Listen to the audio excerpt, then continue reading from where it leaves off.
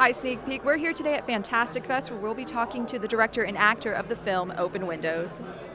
So you guys have been involved in a bunch of movies, wide arrays and everything. What makes this film different for both of you guys?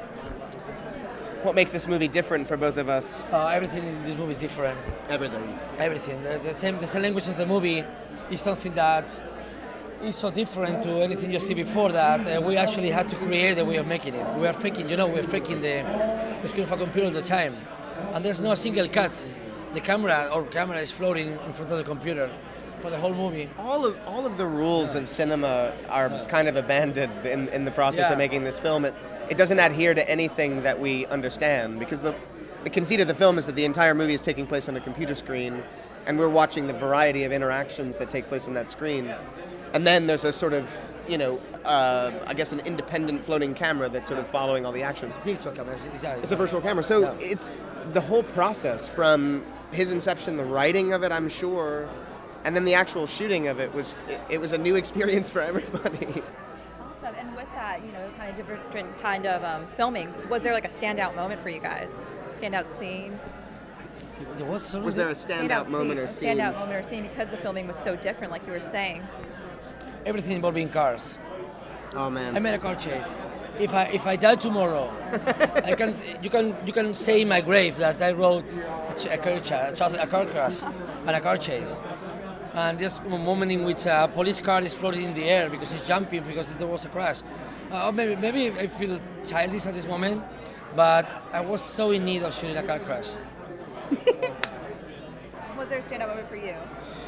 The 3 days that we shot here in Austin, where the center of the film, my character's driving a car from the hotel that he starts in to the warehouse at the end of the film, that entire sequence is basically the second act of the film. Yeah. We shot all of it in 3 days. Yeah, I'll never forget it. It was the most taxing 3 days I think I've ever had working on a film. It was so hard. And I was so sleepy all the time. Oh man. Directing under the jet lag condition that's a real challenge. And what do you hope that people take away from this movie, from seeing it? I think the movie works in a very basic way as a thriller, as a really fantastic thriller, in the way of Blowout by Brian De Palma or Body Double by the same director.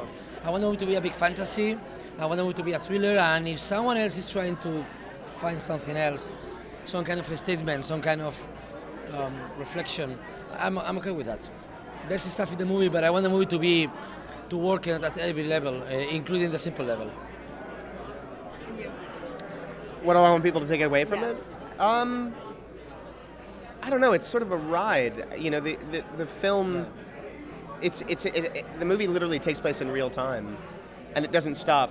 There's a series of actions that take place very early on in the film, and it sets forth the sort of series of events that occur, and it doesn't ever stop. So I hope people enjoy the ride, because it literally, once the movie goes, it doesn't stop moving.